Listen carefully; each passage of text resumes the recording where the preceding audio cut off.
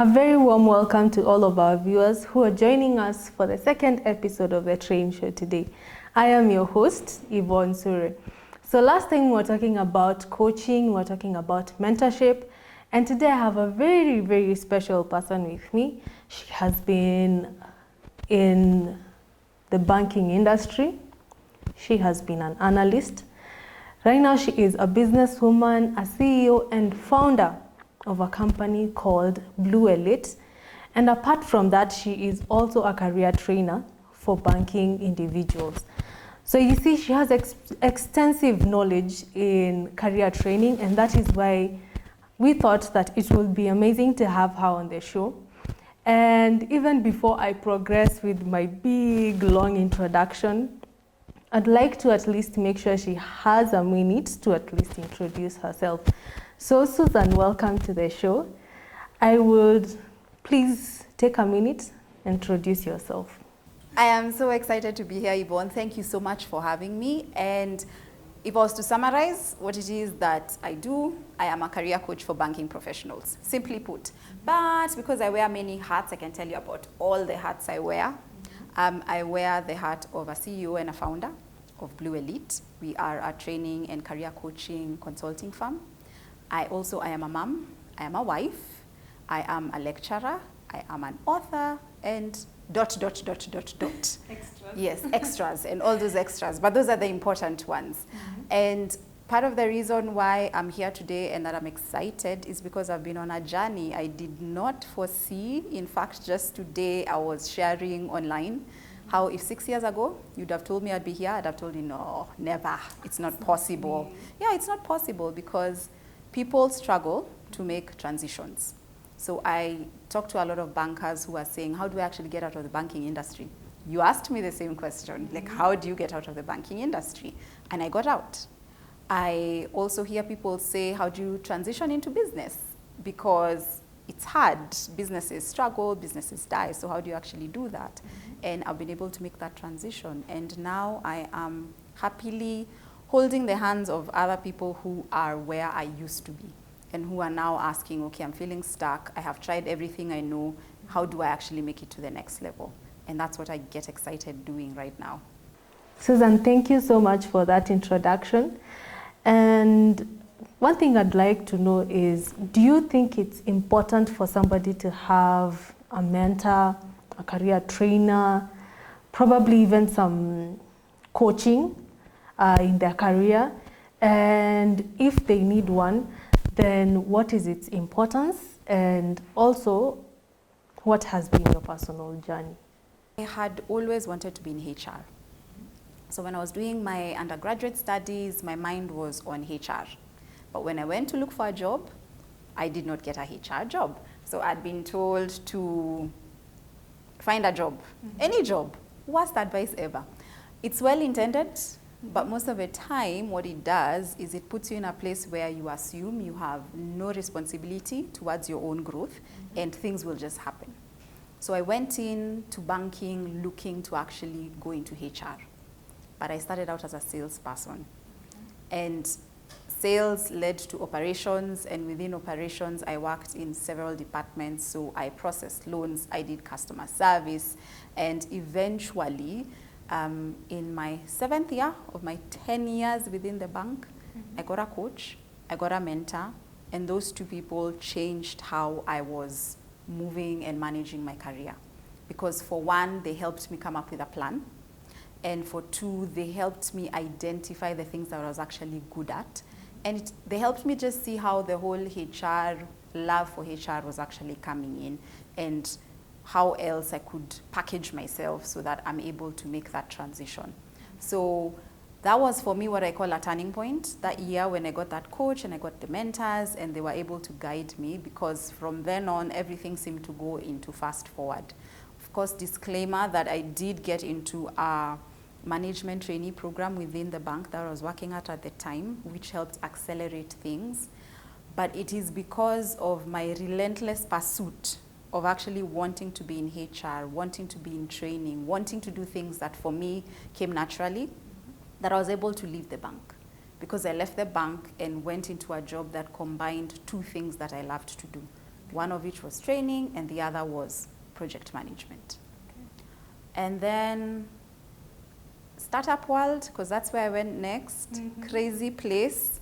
And anyone who is thinking of working in the startup world, if you like structure, maybe rethink, give yourself a bit more time, because the startup world is insane. No 2 days are ever the same, but for somebody who wants a challenge, somebody who wants to learn a lot, because you literally wear many hats on any given day. So startup world, that's where I was for about 2 years. And then if you remember 2017, very long electioneering period. My position fell redundant. And I found myself out in the world without a job. And the question for me then was, can I bounce back? And that started me on that journey towards consulting, towards now founding a company that I now still run. And by working with individuals who are now where I was when I was in the bank.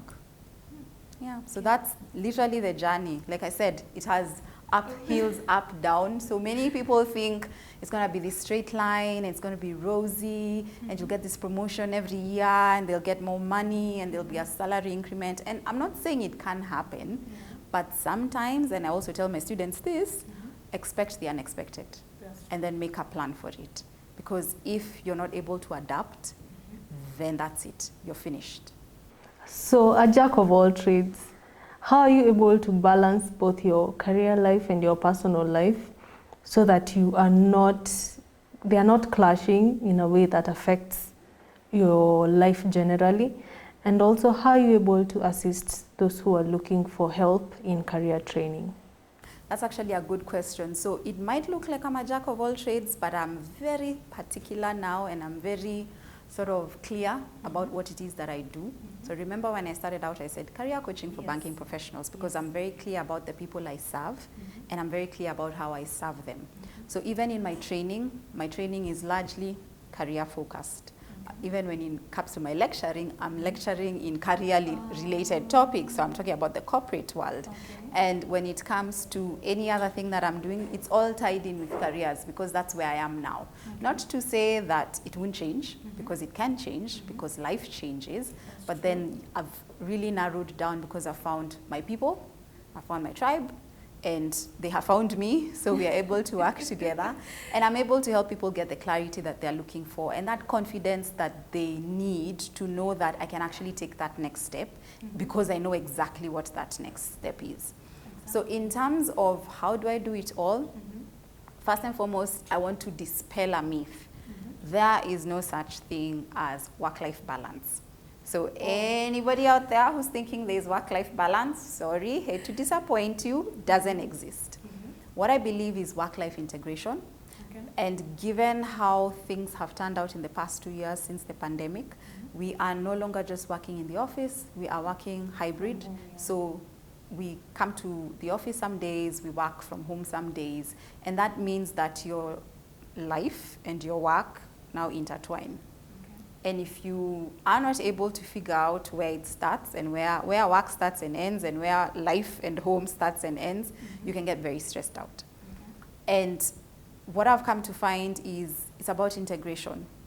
Means different things at different stages. Because, for example, someone who's just starting out, it's your first job. You could be living at home.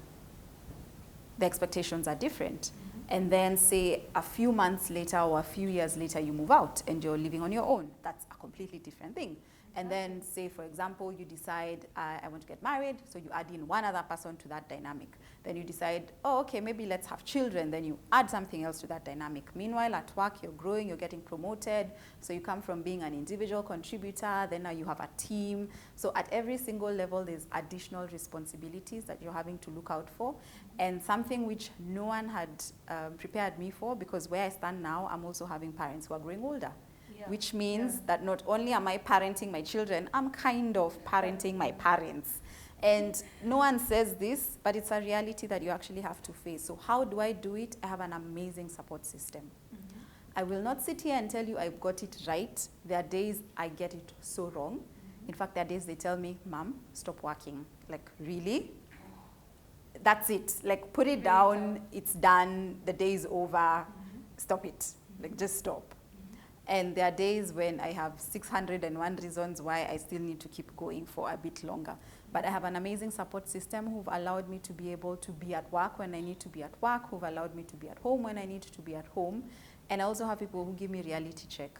When I'm stepping out, or like when I'm neglecting my friends, my family, my husband, my children, they'll be like, you're neglecting us.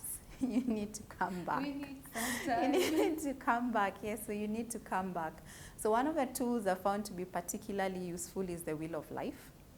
So the Wheel of Life allows you to see where you are at in the different spheres. And because we are many things, we're not our jobs, we are not our families, we have interests, we want to grow, we want to learn. There's all these other facets of our lives that are important. So there's your physical development, spiritual, your health, your finances. So looking at your Wheel of Life, you can actually be able to tell, where am I? Between a scale of, say, 1 to 10, where 1 is I am doing terribly, or 10 is I'm fantastic, where am I? Where would I rather be? And when you're able to look at that wheel, where it's how far away am I from my ideal, you're then able to ask yourself, what can I do differently? Why is it important to do differently? What one step can I actually take today that will get me closer to my ideal? Okay. So say you want to have a perfect health. What does that look like? So does that mean you need to eat better? Does it mean you need to exercise more? Okay, so you decide I'll eat better and I'll exercise more. Okay, so you don't do the January resolution thing because, hello, resolutions don't work. You can actually start at any time. You don't have to wait for January 1st. So you find that if you've decided you want to eat healthier, you need to decide, what does healthy eating mean for me? True. That's one. True. And then secondly, what one simple step can I actually take today? So is it that I will eat one less slice of bread, if bread is your thing that's really putting you down? Or is it that I shall not eat 10 cookies, instead I'll try 5 and keep reducing it until I go to 0? So some realistic steps that you can take immediately. So for me, in terms of just integrating it all, support system has helped. Reviewing what that wheel looks like at any point in time also really helps. And anytime I have clients who tell me they can't do something because they don't have time, I whip up that wheel and say, okay, let's look at what's happening. How are you spending your time? And we'll almost always find a few extra hours because we have many hours in a day. What can you advise those people who have not yet figured out how they can have that work-life balance and are struggling a bit more, and how can, or what can you say to them so that they can be able to find that in between that works for them? So unless you are the owner of the business, and even then it's not a guarantee, if you're working for someone, they can ask you to leave. Or something can happen and force you to leave. So it's usually either you own your own balance, or somebody else owns it for you. Or something happens to jolt you or to give you like a reality check. And for me, I had a reality check pretty early on, which helped me see that I was going down a very crazy path and the outcome wasn't going to be something I wanted. So for those who are wondering, okay, so how do I get started? It's about being intentional. Whatever you want to see tomorrow, you need to start taking those action steps today. So you're actually shaping your tomorrow today. So if tomorrow you are hoping to be sitting on the beach, surrounded by the people you love and who love you right back, invest in that now. If you are hoping to be a high flyer who is always jetting across the country and lives out of a suitcase, make that decision now through your actions. So it's always about being intentional. No one can do it for you, but life can actually sometimes shock you into making some very drastic changes. But when you have the liberty to do it, choose. As you have heard from Susan, it is very important to be intentional with what you want so that you can be able to make the right choices that work for you. So we will be taking a very short break and we'll be right back. Please do make sure that you like, you comment, you share our content, and you also subscribe to our channel. And we will make sure that even in the tag that you have the contact information for Susan. Also, do remember that this show has been brought to you courtesy of Fortech Global Solutions. Thank you.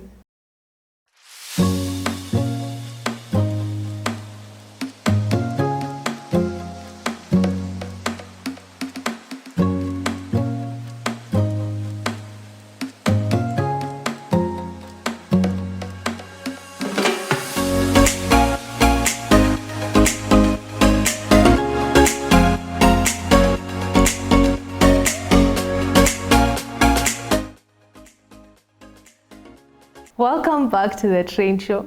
I hope you enjoyed the break, which was very short, as I said. So we left you at being intentional, and I hope all of you are making the right career choices and also the right personal choices for yourselves. So Susan, also apart from our viewers, we'd like to know how or what was your lowest point and how are you able to bounce back from that? So it's interesting, your question is actually about bouncing back, because the lowest point is when my position fell redundant, meaning I lost my job. And I found myself in the world of not having a job, and sadly, the thing that happens when you lose your job is you lose friends as well.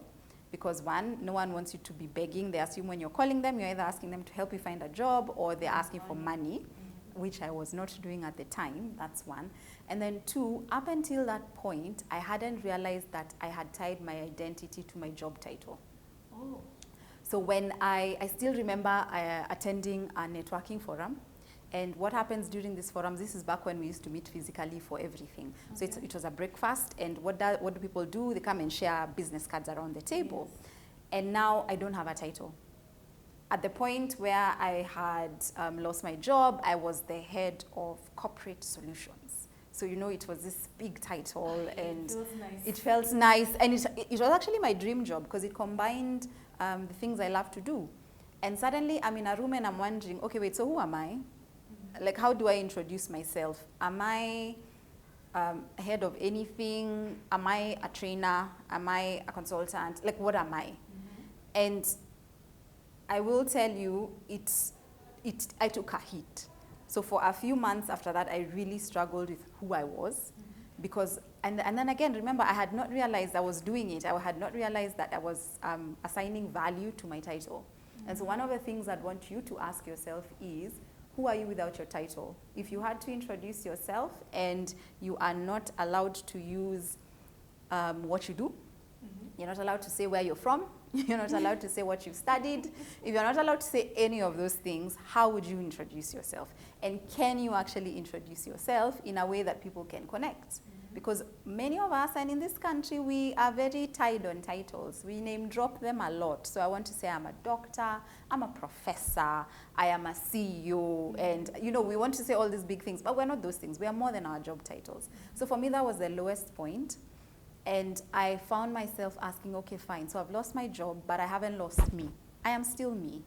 I am still a learner, I am still an activator, I get things done, I get very excited about developing people and growing people. Mm-hmm. So that's still me, even though I don't have a title behind my name. And so for me, bouncing back took rethinking the skills that I had. It took re-evaluating my life and where I wanted it to go. And it also took some tears and some days when I would sit and ask, wait, what? Really? And I'd say yes to deals I shouldn't. I'll never forget, I worked for 36 hours straight to be paid only the equivalent of 3,000 Kenya shillings. Because at the time I didn't feel I was worthy of whatever I needed to be paid to actually get that job done. Mm-hmm. And that's the reality many people face today, especially given how with the pandemic, jobs have been lost, companies are restructuring, people are losing their jobs, and they're wondering, okay, so now what? And thankfully, I discovered the online world, and I discovered that the only thing that limits you is you.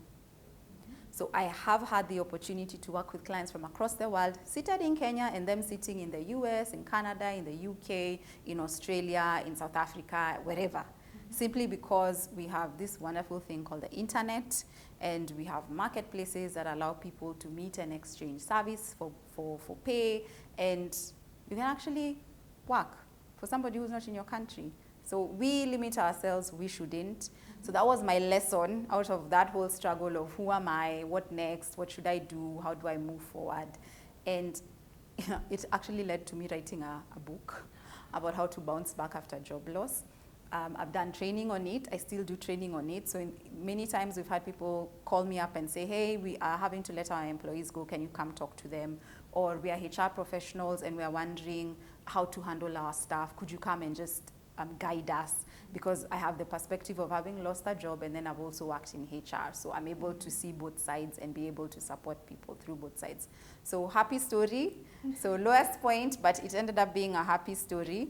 But then again, I'm also very positive. So because I'm a positive person, I could see the shining light at the end, but then I didn't see the light. I'll be honest, it was dark. So I've asked so many questions so far, but I'd like to know if there's something or anything in particular you'd like to ask or you'd like to tell us that we have not spoken of in the show so far. 4 things actually, and it's actually the framework I now use to help people get unstuck. So when I work with banking professionals, whether that's through my online course or through my group coaching programs, I'll usually use a 4-step framework because it worked for me. It's worked for other people who've been in the same place. And I find that the framework is useful no matter where you are. Because if you're starting out, you need clarity. Who am I? What excites me? What do I want to do? Don't settle for a job because it's a job, it pays well. The more it aligns with who you are, the happier you're going to be, and the more you'll actually do at that job. So clarity, very important. Then confidence, how are you showing up? So many people are not on LinkedIn. If you are not on LinkedIn, I'm looking at you. Yes. If you're not on LinkedIn, you need to be on LinkedIn because that's where more than 700 million professionals across the world actually spend time. Your future employer is there, your future client is there. Be there and showcase what you have to offer the world. Some of us are very good at recording videos, some of us are very good at singing, some of us are very good at writing. So whatever it is that you do, confidently showcase it because somebody is looking for what you have to offer. Then the third thing is have a plan. Don't be like me, who hoped that I would somehow miraculously make it from sales into HR without having a plan. Have a plan because your plan helps you know what you need to do next. Your plan helps you know strategically what are the things I need to be doing every single day in order to get there. Then last but definitely not least, take action, even if it's just one. Please don't go to Twitter and complain. Please don't go on TikTok and WhatsApp and on Telegram or wherever it is that you hang out to complain about how there are no jobs, people are not hiring, people don't like you, people and we can complain until tomorrow. Take action. Even one action takes you a step closer to your goal, but you actually need to take action. Yes.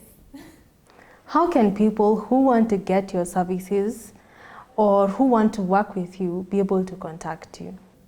So I spend a lot of time, as you've probably figured out, on LinkedIn.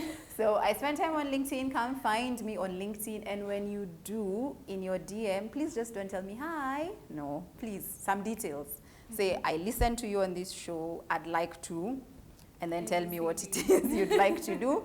Don't do the hi thing. No, please. Let's abolish hi. Just get right to it. So I spend time on LinkedIn. People can message me. My profile is set up such that even if we're not connected, you can send me a message. So that's the best place to find me. Thank you so much, Susan, for being here and for coming to the show. So to all of our viewers who have been part of the Train Show today, we have come to the end of today's show, and we want to thank you for joining us. Also, please remember to like, comment, share, and subscribe to our channel so that we can be able to even receive your remarks and your comments and your feedback on whatever you think about the show and what you've picked up from it and how else you can be able to reach Susan. Also, I would like to thank the team that has been part of the Train Show today. I want to thank both of our directors, that is Director 1, who was Bahati, and Director 2, who was Buju. They have also been the sound technicians for today and the overall team. So thank you so much. And also, even as we come to the end of the show, please make sure that you look at our description so that you can be able to know how to reach Susan. Apart from that, thank you for joining us. I have been your host, Yvonne Sure. And please, do stay with us and continue watching our content. And make sure that you press the notification button so that whenever we post, you can be able to receive the content as fast as possible. Thank you and have a lovely time.